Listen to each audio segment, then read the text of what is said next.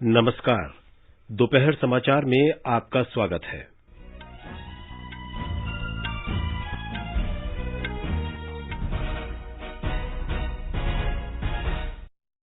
प्रधानमंत्री नरेंद्र मोदी ने शिक्षक पर्व के आरंभिक सम्मेलन को संबोधित करते हुए शिक्षा क्षेत्र में कई प्रमुख पहलों की शुरुआत की। प्रधानमंत्री ने कहा, शिक्षा के क्षेत्र में नए बदलाव न केवल नीति आधारित हैं बल्कि भागीदारी आधारित भी हैं। प्रधानमंत्री बृहस्पतिवार को 13वीं ब्रिक्स शिखर बैठक की अध्यक्षता करेंगे। देश ने कोविड टीकाकरण में 70 करोड़ का आंकड़ा पार किया। स्वस्थ होने की दर 97.48%। केरल में निपाह वायरस के 10 संदिग्ध लोगों के जांच नमूनों में संक्रमण की पुष्टि नहीं। आज से घर घर जाकर निगरानी। केंद्र सरकार ने असम, गुजरात और कर्नाटक में खाद्य प्रसंस्करण की 5 परियोजनाओं की शुरुआत की। पश्चिम बंगाल में कोलकाता के भवानीपुर विधानसभा क्षेत्र के उपचुनाव के लिए राजनीतिक सरगर्मियां तेज। तृणमूल कांग्रेस ने मुख्यमंत्री और पार्टी अध्यक्ष ममता बनर्जी की उम्मीदवारी की घोषणा की। भारत ने 5 मैचों की श्रृंखला में 2-1 की बढ़त बनाई। चौथे क्रिकेट टेस्ट मैच में इंग्लैंड को 157 रन से हराया। और नोवाक जोकोविच और अलेक्जेंडर जेवरेव पुरुषों के अमरीकी ओपन टेनिस टूर्नामेंट के क्वार्टर फाइनल में पहुंचे। महिलाओं के क्वार्टर फाइनल में एमा रेडुकानु का मुकाबला ओलंपिक स्वर्ण पदक विजेता बेलिंडा बेंचिच से होगा। दोपहर समाचार में अतहर सईद के साथ मैं विशाल शर्मा। देश भर में 18 वर्ष से अधिक आयु वर्ग के लिए सरकारी केंद्रों में निःशुल्क कोविड टीकाकरण अभियान जारी है। युवाओं से आग्रह है कि टीका जरूर लगवाएं और अन्य लोगों को भी इसके लिए प्रोत्साहित करें। जब तक आवश्यक न हो, घर से बाहर न निकलें और सुरक्षा के 3 सरल उपायों का पालन करें। मास्क लगाएं, 2 गज की सुरक्षित दूरी बनाए रखें, हाथ और चेहरा साफ रखें। कोविड संबंधी जानकारी और मार्गदर्शन के लिए राष्ट्रीय हेल्पलाइन नंबर 011-2397-8046 और 1075 पर संपर्क करें। देश के 75वें स्वाधीनता समारोह के उपलक्ष्य में मनाए जा रहे आजादी का अमृत महोत्सव के अवसर पर सरकार अनेक कार्यक्रमों का आयोजन कर रही है। इसे जन उत्सव के रूप में मनाने के लिए आकाशवाणी समाचार ने अपने श्रोताओं के लिए स्वाधीनता संग्राम और इसके गौरवशाली इतिहास पर विशेष क्विज शुरू किया है। क्विज 16 अगस्त से शुरू हुआ और 15 अगस्त 2022 तक चलेगा। प्रत्येक सोमवार और मंगलवार को समाचार प्रभात में श्रोताओं से एक प्रश्न पूछा जा रहा है और उत्तर देने वाले भाग्यशाली विजेता को पुरस्कृत किया जा रहा है। अमृत महोत्सव क्विज में इंडिया पोस्ट आकाशवाणी का साझेदार है। कल का प्रश्न था, महात्मा गांधी ने असहयोग आंदोलन की शुरुआत कब थी? प्रश्न का सही उत्तर है 1 अगस्त 1920। गांधी जी ने इसी दिन ब्रिटिश शासन के खिलाफ असहयोग आंदोलन शुरू किया था। उपनिवेशवाद खत्म करने के इच्छुक भारतीयों से स्कूलों, कॉलेजों और अदालतों में न जाने तथा कर भुगतान न करने को कहा गया था। असहयोग आंदोलन के परिणाम स्वरूप ब्रिटिश शासन का आधार 1857 की क्रांति के बाद पहली बार हिल गया था। आकाशवाणी समाचार को विश्व भर के श्रोताओं से प्रश्नों के जवाब मिले हैं। हमारी आज की भाग्यशाली विजेता है छत्तीसगढ़ में दुर्ग जिले के भिलाई से सुष्मिता मिश्रा। मेरा नाम सुष्मिता मिश्रा है। मैं आकाशवाणी समाचार के अमृत महोत्सव क्विज की विजेता बनने पर पूरे छत्तीसगढ़ की ओर से आप सभी का आभार व्यक्त करती हूँ और आजादी के 75 वर्ष के लिए सभी श्रोताओं को अपनी शुभकामनाएं देती हूँ। छत्तीसगढ़ के वीर नारायण सिंह और हनुमान सिंह जैसे आजादी के सिपाहियों ने देश के स्वतंत्रता आंदोलन में बड़ी भूमिका निभाई है। आजादी के 75वें वर्ष पर सभी वीरों का नमन है। जय हिंद। और अब हमारा आज का प्रश्न है, अंग्रेजों से 1824 में वीरता से संघर्ष करने वाली कित्तूर की महारानी कौन थी? प्रश्न एक बार फिर सुन लें। अंग्रेजों से 1824 में वीरता से संघर्ष करने वाली कित्तौर की महारानी कौन थी? श्रोता अपने उत्तर अमृत महोत्सव quiz@gmail.com ईमेल पर भेज सकते हैं। जवाब हमारे व्हाट्सएप नंबर 8826546262 पर भी भेजा जा सकता है। व्हाट्सएप नंबर एक बार फिर सुन लें, 8826546262। एक भाग्यशाली प्रतिभागी को विजेता के रूप में चुना जाएगा और कल के समाचार प्रभात में विजेता के नाम की घोषणा की जाएगी। विजेता को ई प्रमाण पत्र और एक सांकेतिक पुरस्कार दिया जाएगा। अब समाचार विस्तार से। प्रधानमंत्री नरेंद्र मोदी ने निजी क्षेत्र से शिक्षा के क्षेत्र में योगदान करने का आह्वान किया है। श्री मोदी ने कहा कि सरकार शिक्षा के क्षेत्र में बदलाव के लिए अथक प्रयास कर रही है। उन्होंने कहा कि इस क्षेत्र को विश्व स्तरीय बनाने के लिए सीखने और सिखाने की प्रक्रिया को निरंतर पुनः परिभाषित और तैयार करने की आवश्यकता है। प्रधानमंत्री ने इस बदलते युग में शिक्षकों को नई प्रणालियां और तकनीक तेजी से सीखने पर बल दिया। भारत के शिक्षक दुनिया में जहां भी कहीं जाते हैं अपनी एक अलग छाप छोड़ते हैं। इस वजह से आज भारत के युवाओं के लिए दुनिया में अपार संभावनाएं भी हैं। हमें आधुनिक एजुकेशन इकोसिस्टम के हिसाब से खुद को तैयार करना है और संभावनाओं को अवसरों में बदलना भी है। इसके लिए हमें लगातार इनोवेशन करते रहना होगा। हमें टीचिंग लर्निंग प्रोसेस को लगातार रीडिफाइन और रीडिजाइन करते रहना होगा। प्रधानमंत्री ने आज शिक्षा पर्व के आरंभिक सम्मेलन के दौरान कई पहलों की शुरुआत की। प्रधानमंत्री ने दृश्य श्रव्य बाधित लोगों के लिए भारतीय सांकेतिक भाषा कोष और ऑडियो पुस्तक का विमोचन भी किया। प्रधानमंत्री ने केंद्रीय माध्यमिक शिक्षा बोर्ड की स्कूल गुणवत्ता आश्वासन और आकलन रूपरेखा भी जारी की। उन्होंने निपुण भारत के लिए निष्ठा शिक्षक प्रशिक्षण कार्यक्रम तथा विद्यांजलि पोर्टल भी शुरू किए। ये पोर्टल शिक्षा क्षेत्र के स्वयंसेवकों, दानदाताओं और कॉरपोरेट सामाजिक उत्तरदायित्व के तहत योगदान करने वालों की सुविधा बढ़ाएगा। निष्ठा ट्रेनिंग प्रोग्राम के जरिए देश अपने टीचर्स को बदलावों के लिए तैयार कर रहा है। निष्ठा 3.0 इस दिशा में अगला कदम है। हमारे टीचर्स जब competency based teaching, art integration, high order thinking और क्रिएटिव एंड क्रिटिकल थिंकिंग जैसे नए तौर तरीकों से परिचित होंगे तो भविष्य के लिए युवाओं को और सहजता से गढ़ पाएंगे। प्रधानमंत्री ने आशा प्रकट की कि राष्ट्रीय डिजिटल शिक्षा संरचना NDEAR शिक्षा में असमानता दूर करने के जरिए बड़ी भूमिका निभा रही है। शिक्षा में असमानता को खत्म करके उसे आधुनिक बनाने में नेशनल डिजिटल एजुकेशनल आर्किटेक्चर यानी NDEAR की भी बड़ी भूमिका होने वाली है। जैसे UPI इंटरफेस ने बैंकिंग सेक्टर को रिवर्सलाइज कर दिया है, वैसे ही NDEAR सभी एकेडमिक एक्टिविटीज के बीच एक सुपर कनेक्ट का काम करेगा। एक स्कूल से दूसरे स्कूल में जाना हो या हायर एजुकेशन में एडमिशन, मल्टीपल एंट्री एग्जिट की व्यवस्था हो या एकेडमिक क्रेडिट बैंक और छात्रों की स्किल्स का रिकॉर्ड, सब कुछ NDEAR के जरिए आसानी से उपलब्ध होगा। प्रधानमंत्री ने कहा कि आज शुरू की गई विभिन्न तकनीकों और पहल से शिक्षा क्षेत्र का भविष्य उन्नत होगा। श्री मोदी ने कोविड महामारी के मुश्किल समय में काम करने के लिए शिक्षकों की सराहना की। इस अवसर पर केंद्रीय शिक्षा मंत्री धर्मेंद्र प्रधान और केंद्रीय शिक्षा राज्य मंत्री अन्नपूर्णा देवी, डॉक्टर सुभाष सरकार और डॉक्टर राजकुमार रंजन सिंह भी उपस्थित थे। भारत ने आज कोविड रोधी टीका लगाने में महत्वपूर्ण उपलब्धि हासिल की है। स्वास्थ्य मंत्री मनसुख मांडविया ने कहा है कि देश में अब तक 70 करोड़ टीके लगाए जा चुके हैं। इनमें से 10 करोड़ से अधिक टीके केवल 13 दिनों में लगाए गए हैं। श्री मांडविया ने इस महत्वपूर्ण उपलब्धि के लिए सभी स्वास्थ्य कर्मियों और लोगों को बधाई दी है। स्वास्थ्य और परिवार कल्याण मंत्रालय ने बताया है कि कल 1 करोड़ 13 लाख से अधिक लोगों को टीका लगाया गया। कल 42,000 से अधिक मरीज ठीक हुए। स्वस्थ होने की दर 97.48% है। अब तक 3 करोड़ 22 लाख से अधिक रोगी स्वस्थ हुए हैं। कल करीब 32,000 मरीजों की पुष्टि हुई। वर्तमान में 3,92,864 रोगियों का इलाज चल रहा है। 31 लाख कोविड नमूनों की जांच की जा चुकी है। कल कोविड से 290 मरीजों की मृत्यु हुई है। मध्य प्रदेश में अब तक 4,91,52,683 टीके लगाए जा चुके हैं। कल 5,33,919 कोविड रोधी टीके लगाए गए। हमारी संवाददाता ने बताया है कि राज्य सरकार ग्वालियर चंबल संभाग के बाढ़ प्रभावित जिलों में टीकाकरण में तेजी लाने के प्रयास कर रही है। तमिलनाडु के मुख्यमंत्री M.K. स्टालिन ने विधानसभा में बताया है कि इस महीने की 15 तारीख तक चतुर्थी जुलूस सहित किसी भी धार्मिक जुलूस की अनुमति नहीं दी जा सकती है।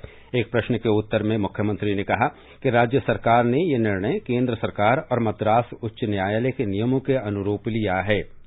कोविड संबंधी राष्ट्रीय हेल्पलाइन नंबर हमारी वेबसाइट newsonair.gov.in पर उपलब्ध है।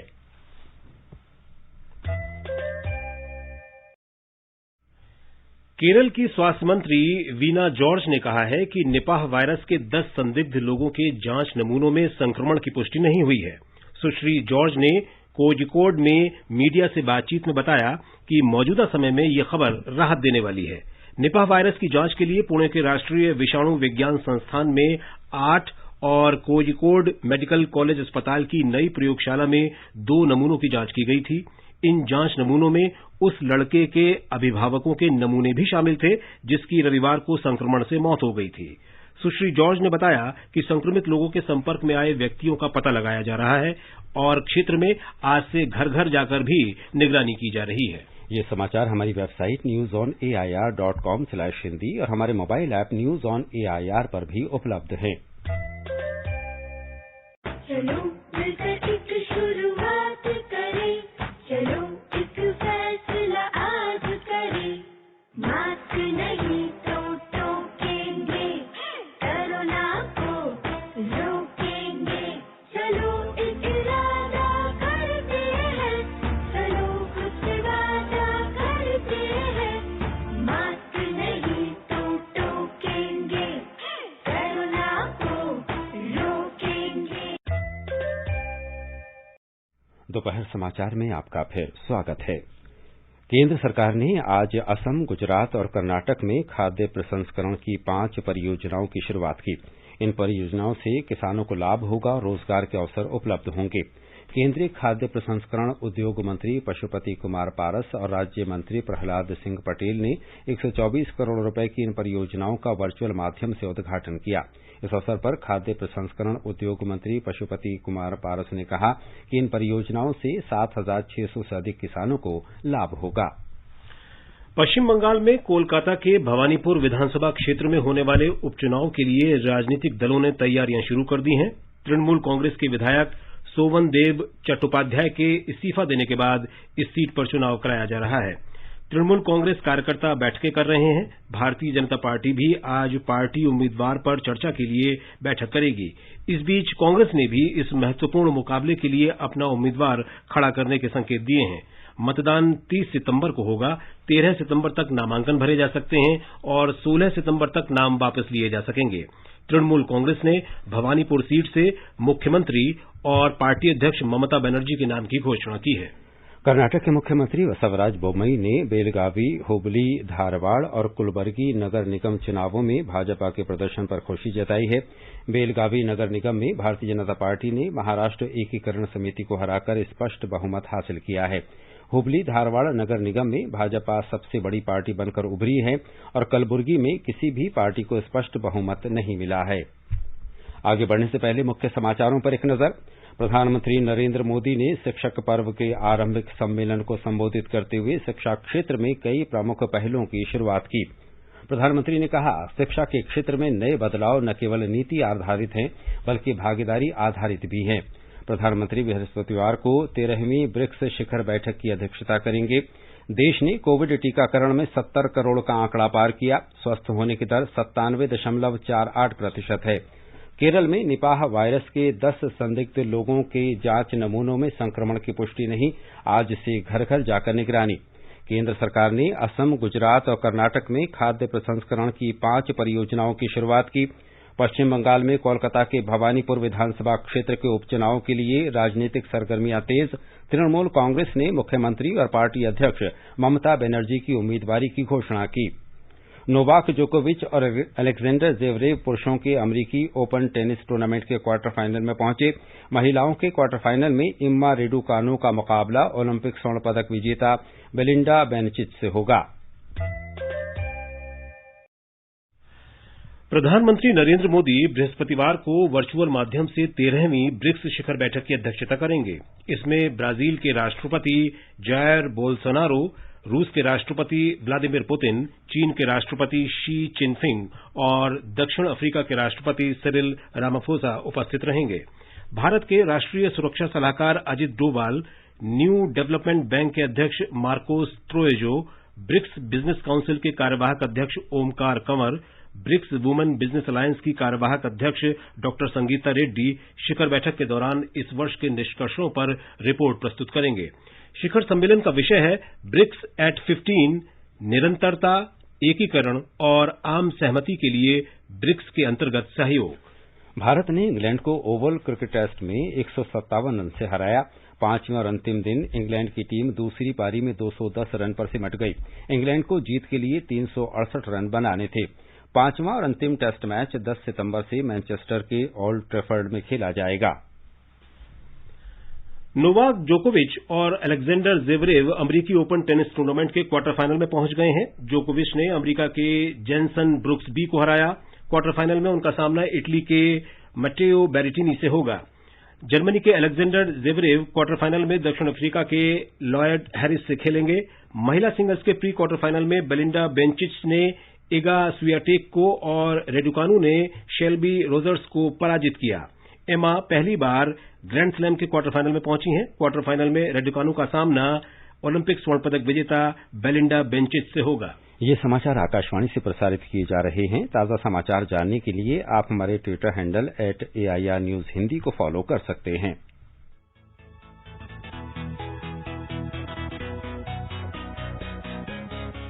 दुनिया रंग बिरंगी, खट्टे मीठे रसीले समाचारों का सतरंगी खजाना आकाशवाणी पर। खबरें होंगी हटकर, जानेंगे कुछ अलग, हंसेंगे खुलकर, करेंगे सजग। सुनना न भूलें सोमवार और मंगलवार 8 सवेरे तथा शनिवार और रविवार कार्यक्रम परिक्रमा में।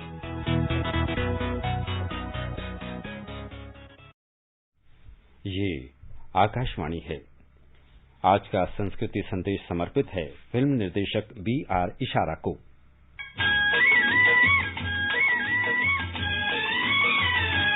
मैं तो हर मोड़ पर तुझको दूंगा सदा, मैं तो हर मोड़ पर तुझको दूंगा सदा। हिंदी फिल्मों में एक समय ऐसा भी था जब किसी बोल्ड विषय पर फिल्म बनाना आसान नहीं था। BR इशारा का जन्म 7 सितंबर 1934 को हिमाचल प्रदेश के ऊना जिले में हुआ था। उनका बचपन का नाम रोशन लाल शर्मा था। शिक्षा पूरी करने के बाद फिल्मों में कुछ करने के इरादे से 1962 में उन्होंने बम्बई का रुख किया। प्यार की राह में फूल भी थे मगर मैंने कांटे चुने, मैं तो हर मोड़ पर तुझको दूंगा। BR इशारा को 1964 में पहली फिल्म निर्देशित करने का मौका मिला। फिल्म का नाम था आवारा बादल। फिल्म सफल नहीं हो सकी, लेकिन फिर इंसाफ का मंदिर और गुनाह और कानून का निर्देशन किया। इनसे भी बात नहीं बनी। नाकामी के इसी दौर में एक दिन BR इशारा बोल्ड विषय वाली एक कहानी लेकर निर्माता IM कुन्नू के पास गए। इस कहानी पर कुन्नू फिल्म बनाने के लिए राजी हो गए। इस तरह उनकी चौथी फिल्म आई चेतना।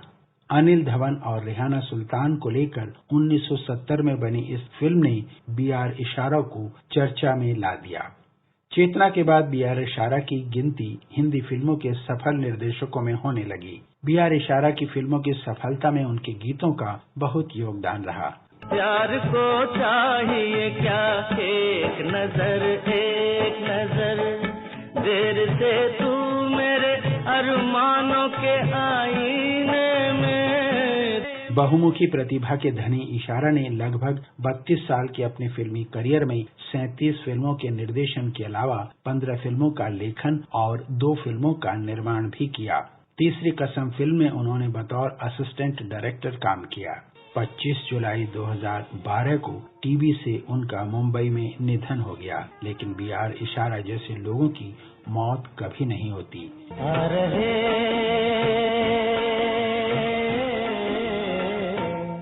हर जन्म में हमारा मिलन। आजादी के अमृत महोत्सव के अंतर्गत आकाशवाणी समाचार और इसकी क्षेत्रीय इकाइयां धरोहर, निशान और अपराजिता जैसे विशेष साप्ताहिक कार्यक्रम प्रसारित कर रहे हैं। स्वतंत्रता संग्राम में अपने प्राणों को न्यौछावर करने वाली वीरांगनाओं की वीरगाथा को कड़ियों में जोड़कर आकाशवाणी ले आया है विशेष प्रस्तुति अपराजिता। भारत के स्वतंत्रता संग्राम में अनगिनत स्वतंत्रता सेनानियों ने अपने प्राणों की आहुति दी। कुछ इतिहास में अमर हो गए और कई गुमनाम। आजादी के अमृत महोत्सव के अंतर्गत 75 कड़ियों की श्रृंखला में हम उन वीरांगनाओं की बात करेंगे जिनका योगदान कभी भुलाया नहीं जा सकता। प्रत्येक मंगलवार परिक्रमा में सुनिए अपराजिता, देश की वीरांगनाओं को आकाशवाणी का सादर नमन।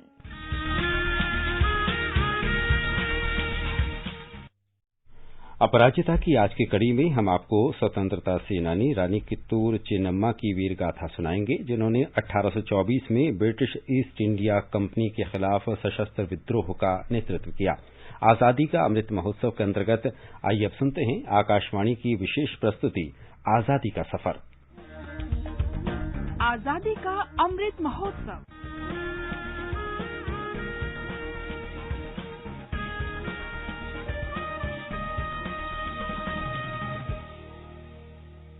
आजादी का सफर आकाशवाणी के संग एक राष्ट्र का जन्म। भारत का शानदार स्वाधीनता संघर्ष आधुनिक विश्व के महानतम संघर्षों में से एक है। आकाशवाणी आपके लिए रोजाना ला रही है इस शानदार संघर्ष की झलक।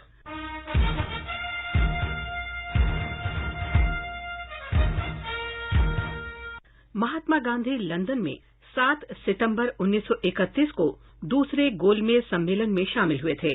भारत सरकार अधिनियम 1919 की समीक्षा के लिए 1927 में साइमन कमीशन नियुक्त किया गया।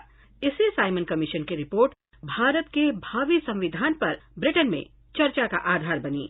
ये विचार विमर्श 3 सम्मेलनों में कई बैठकों के दौरान हुआ। इन सम्मेलनों को गोलमेज सम्मेलन के नाम से जाना जाता है। पहला गोलमेज सम्मेलन नवंबर 1930 में शुरू हुआ, जिसमें सभी भारतीय प्रांतों से और इंडियन नेशनल कांग्रेस को छोड़कर सभी दलों के 73 प्रतिनिधियों ने भाग लिया। इंडियन नेशनल कांग्रेस औपनिवेशिक ब्रिटिश सरकार के विरोध में सविनय अवज्ञा आंदोलन चला रही थी। दूसरा गोलमेज सम्मेलन सितंबर 1931 में हुआ, जिसमें कांग्रेस के प्रतिनिधि के रूप में गांधी जी शामिल हुए। सम्मेलन असफल रहा और संविधान या सांप्रदायिक प्रतिनिधित्व के बारे में कोई समझौता नहीं हो सका। तीसरा और अंतिम गोलमेज सम्मेलन नवंबर 1932 में हुआ। विचार विमर्श के हिसाब से ये छोटा सम्मेलन था और ज्यादा महत्वपूर्ण भी नहीं था। इसमें न तो कांग्रेस शामिल हुई और न ब्रिटिश लेबर पार्टी। गोलमेज सम्मेलनों में विचार विमर्श के परिणाम स्वरूप ब्रिटिश सरकार भारत सरकार अधिनियम 1935 लेकर आई, जिससे भारत में प्रांतीय स्वायत्तता स्थापित हुई।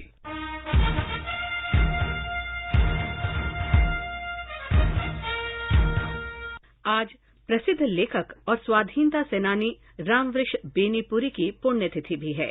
रामवृक्ष बेनीपुरी बिहार के मुजफ्फरपुर के निवासी थे।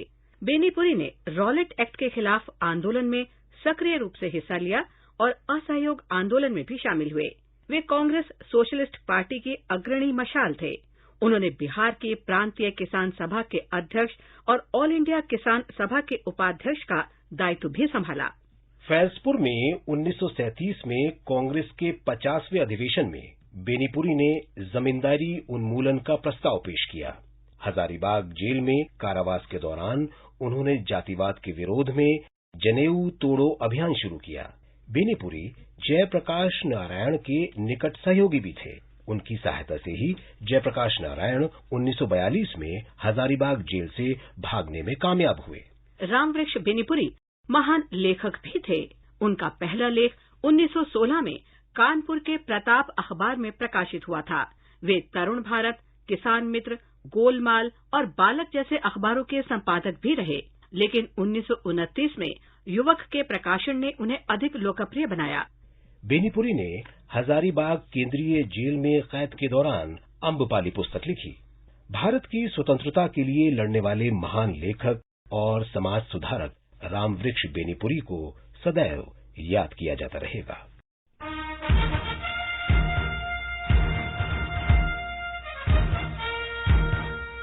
आज इला भट्ट का भी जन्मदिन है। उनका जन्म 1933 में इलाहाबाद में हुआ था। उन्होंने महिला सशक्तिकरण और जमीनी स्तर पर विकास के लिए महत्वपूर्ण कार्य किए।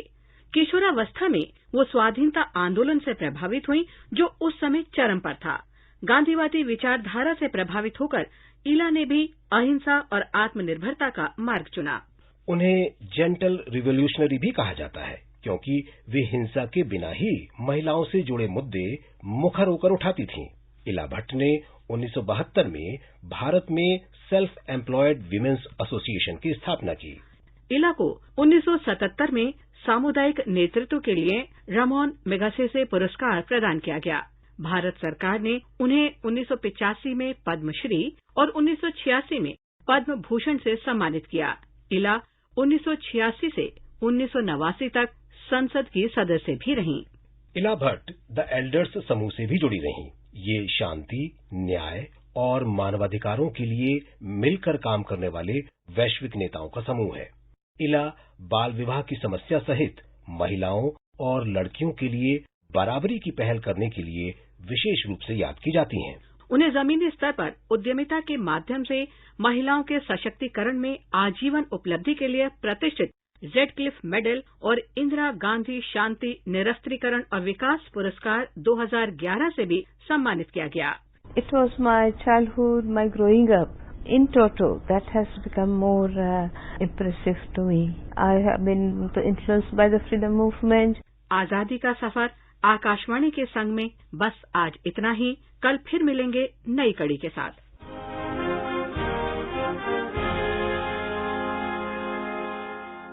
आकाशवाणी समाचार सुनते रहें और आजादी का अमृत महोत्सव में हमारे साथ शामिल रहें। आजादी के 75 वर्षों का पर्व अमृत महोत्सव के पावन अवसर पर आकाशवाणी समाचार लेकर आया है अमृत महोत्सव क्विज। आप भी इस क्विज का हिस्सा बन सकते हैं। हमारे समाचार बुलेटिनों में पूछे गए स्वतंत्रता आंदोलन से जुड़े प्रश्नों का जवाब देकर आपसे ये सवाल प्रत्येक सोमवार और मंगलवार को सुबह 8 बजे प्रसारित होने वाले बुलेटिन समाचार प्रभात में पूछे जाएंगे। श्रोता ईमेल amritmahotsavquiz@gmail.com पर अपने जवाब भेज सकते हैं। जवाब के साथ आप अपना नाम, पता और फोन नंबर भी भेजिए ताकि विजेता बनने पर हम आपसे संपर्क कर सकें। विजेता का चुनाव ईमेल पर मिले सही जवाबों में से लकी ड्रॉ के माध्यम से होगा और इसकी घोषणा अगले दिन इसी बुलेटिन में की जाएगी। विजेता को प्रमाण पत्र के साथ एक उपहार भी दिया जाएगा। साथ ही विजेता का नाम हमारे ट्विटर हैंडल पर भी फ्लैश होगा। तो आइए मनाएं आजादी के 75 वर्षों का पर्व अमृत महोत्सव आकाशवाणी समाचार के साथ। और अब एक नजर आज के मौसम पर। सबसे पहले देश के 4 महानगरों के मौसम का हाल। दिल्ली, मुंबई और चेन्नई में आमतौर पर बादल छाए रहेंगे और हल्की बारिश होने के आसार हैं, जबकि कोलकाता में आंशिक रूप से बादल छाए रहेंगे। जम्मू में आंशिक रूप से बादल छाए रहेंगे। 1 या 2 स्थानों पर आंधी या गरज के साथ बौछारें पड़ सकती हैं, जबकि श्रीनगर, लेह, गिलगित और मुजफ्फराबाद में आसमान साफ रहेगा। बुलेटिन समाप्त करने से पहले आज के अमृत महोत्सव क्विज का प्रश्न एक बार फिर सुन लें। अंग्रेजों से 1824 में वीरता से संघर्ष करने वाली चित्तौड़ की महारानी कौन थी? प्रश्न एक बार फिर सुन लें। अंग्रेजों से 1824 में वीरता से संघर्ष करने वाली चित्तौड़ की महारानी कौन थी? श्रोता अपने उत्तर अमृत महोत्सव quiz@gmail.com ईमेल पर भेज सकते हैं। जवाब हमारे व्हाट्सएप नंबर 8826546262 पर भी भेजा जा सकता है। और अब अंत में मुख्य समाचार एक बार फिर। प्रधानमंत्री नरेंद्र मोदी ने शिक्षक पर्व के आरंभिक सम्मेलन को संबोधित करते हुए शिक्षा क्षेत्र में कई प्रमुख पहलों की शुरुआत की। प्रधानमंत्री ने कहा, शिक्षा के क्षेत्र में नए बदलाव न केवल नीति आधारित हैं बल्कि भागीदारी आधारित भी हैं। प्रधानमंत्री बृहस्पतिवार को 13वीं ब्रिक्स शिखर बैठक की अध्यक्षता करेंगे। देश ने कोविड टीकाकरण में 70 करोड़ का आंकड़ा पार किया। केरल में निपाह वायरस के 10 संदिग्ध लोगों के जांच नमूनों में संक्रमण की पुष्टि नहीं। आज से घर घर जाकर निगरानी। केंद्र सरकार ने असम, गुजरात और कर्नाटक में खाद्य प्रसंस्करण की 5 परियोजनाओं की शुरुआत की। पश्चिम बंगाल में कोलकाता के भवानीपुर विधानसभा क्षेत्र के उपचुनाव के लिए राजनीतिक सरगर्मियां तेज। तृणमूल कांग्रेस ने मुख्यमंत्री और पार्टी अध्यक्ष ममता बनर्जी की उम्मीदवारी की घोषणा की। भारत ने 5 मैचों की श्रृंखला में 2-1 की बढ़त बनाई। चौथे क्रिकेट टेस्ट मैच में इंग्लैंड को 157 रन से हराया। और नोवाक जोकोविच और अलेक्जेंडर ज़वेरेव पुरुषों के अमेरिकी ओपन टेनिस टूर्नामेंट के क्वार्टर फाइनल में पहुंचे। महिलाओं के क्वार्टर फाइनल में एमा रेडुकानु का मुकाबला ओलंपिक स्वर्ण पदक विजेता बेलिंडा बेंचिच से होगा। इसके साथ ही दोपहर समाचार का ये अंक समाप्त हुआ। नमस्कार।